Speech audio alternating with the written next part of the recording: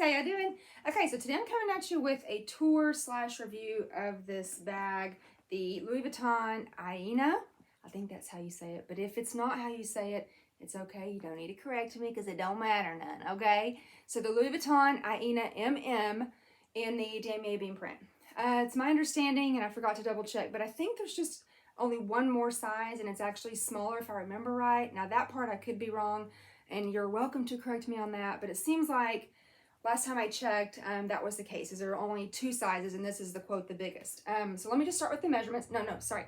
Before I jump in, I want to remind you or let you know if you're watching this for the very first time, first of all, subscribe, okay? Like my video and subscribe. You can hit that little button. I'm not sure where it is.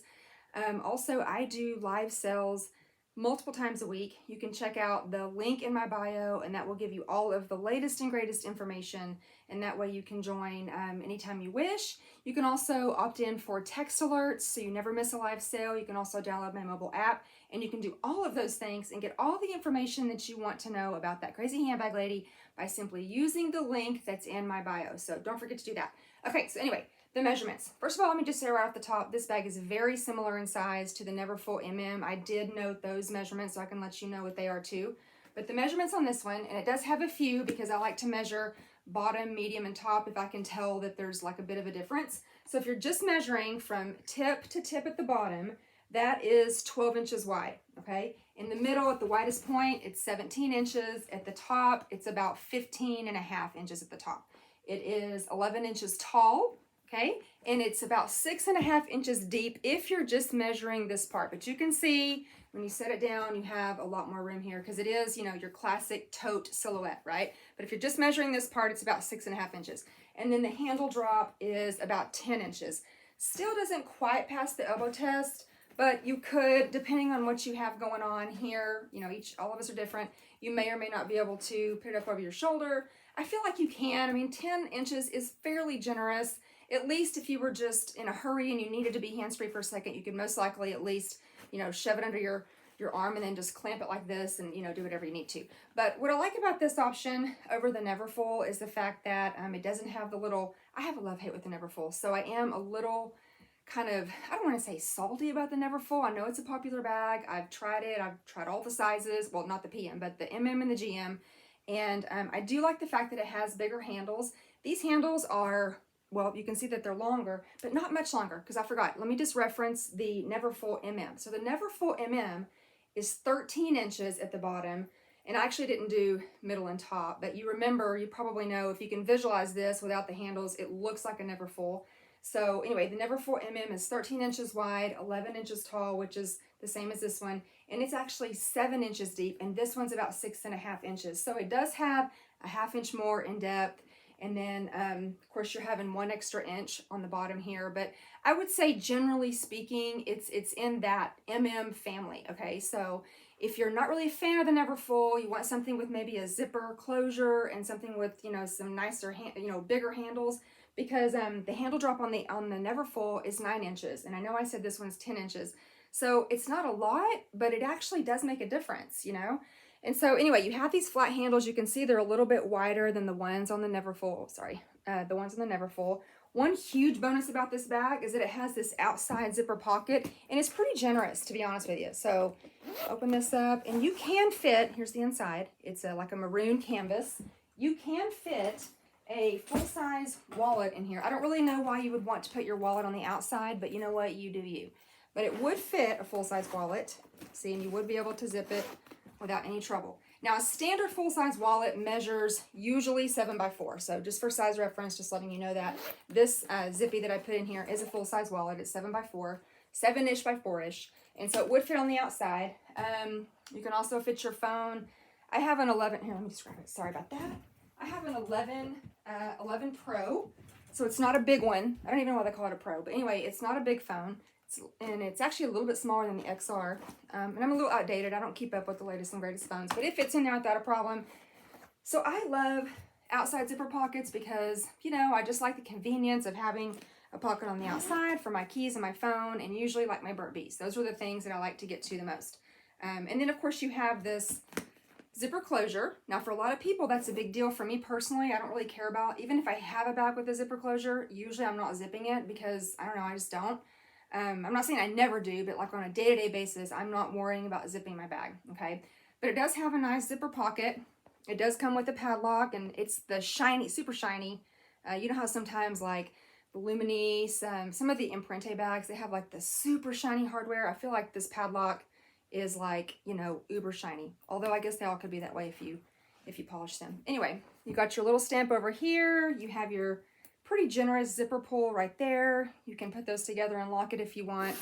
It's more for looks. Of course, the straps are held on by those little tabs. You see a lot of bags with the same kind of setup here. You know, it's a very common like style feature of their bags. Okay, so inside it is that same burgundy color. This one does have an ink stain in it. It does have that burgundy canvas in here, and you've got basically 2 slip pockets back here. And just for size reference, again, just with my phone, it's the 11 Pro. It'll fit in like that, and it sticks out like that. So I feel like they're, you know, decent sized pockets. You can put, you know, hand sanitizer. You could put your key clay, a multi-clay. Those would fit in there just fine. And then on the other side, you just have the 1 slip pocket. I can fit my phone in there without a problem side to side, okay? And then, of course, it does have the D-ring over here. And you know what, just to kind of show you like the things that I carry, and it's so funny, if you've been watching my videos all these years, because this channel started in what, like 2016, I mean, I'm all over the board with like what I carry, you know, inside my bag. So right now I'm using this, I think it's the Tote 26. It's kind of like my bag organizer. It's really my catch-all. I put that in here, and then I just have my zippy wallet, which is the multicolor. And then, of course, I have my little upcycled pen case. And, of course, nowadays, I got my little case for my readers because Mama can't see nothing. And I'm actually just going to put these on the side, on one of these side pockets over here. If I can get it in there. Get it in there. There. And it is going to stick out a little bit. I'll show you. It's going to stick out. I mean, it's still going to clear the zipper, but it is going to be right there like that. Oh, wait. Actually, is that...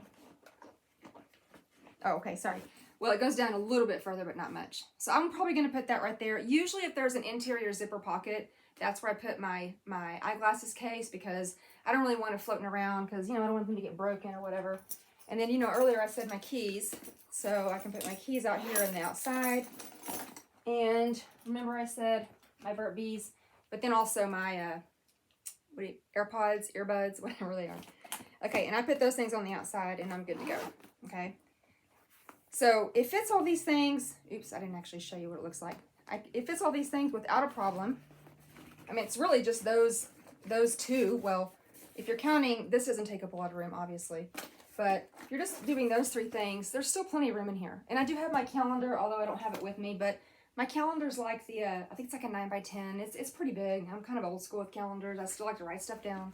So that's kind of what I have going on in here. Before I started using just this Tote 326 for an organizer, I was using 2 other smaller bags. I was using my accessory pochette, which I do kind of go back and forth about what I'm using. And then I also have a little pouch. It's from the Randoni Sling. It's just like a envelope pouch. And I do like to use that pouch on smaller bags because I feel like it takes, I mean, it doesn't take up as much room. And so anyway, sometimes I'm either using those 2 things, and this Tote 326, everything that's in it is replacing this bag and the Randoni Sling pouch.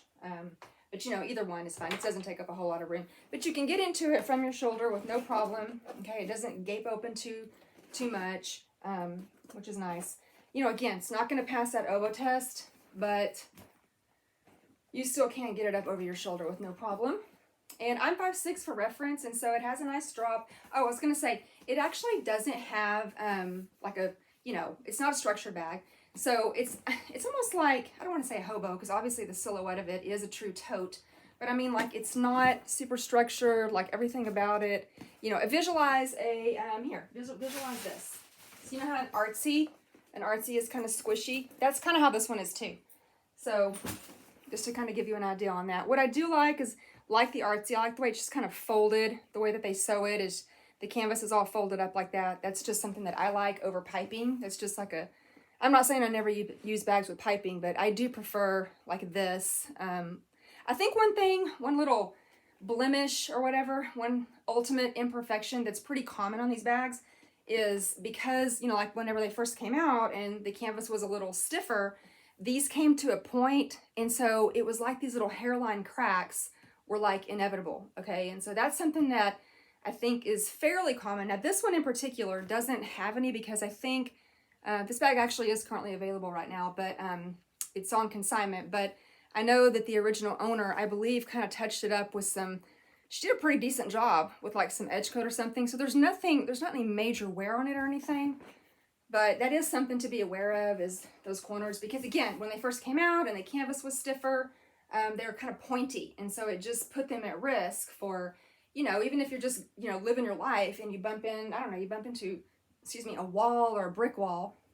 I mean, well, you're probably not like me, but I'm like a bull in a china closet. So I'm always just kind of rubbing up against things, scraping things, you know, so that could have been a thing for me. But, you know, I don't know if, I don't really know. It didn't seem like these bags were actually available for that long. But anyway, that's not the point of the video. Video is just to kind of give you an idea. I just realized I did not have a review video on this bag. And again, it's very similar to, it's a great alternative to the Neverfull MM in that it has, you know, these unique handles. They're a little bit wider, like I said. And then also it does have the zipper closure, because that is, and then you get the bonus exterior pocket. Although in the Neverfull, you have a pretty generous interior pocket, which I do like. So, you know, I guess it just depends. Ultimately, it's just a preference thing. They're both functional bags, but again, just one with the zipper closure, I think, puts it in a little bit of a different category. Okay, so I hope that was helpful. Again, don't forget to circle back around and use that link in my bio to take yourself to what I call the table of contents to That Crazy Handbag Lady, and you can know all that there is to know. You can follow me on all social platforms, join my live sales, download my mobile app, sign up for live sale text alerts, and whatever your little heart desires. So I'll be talking to you real soon. Okay,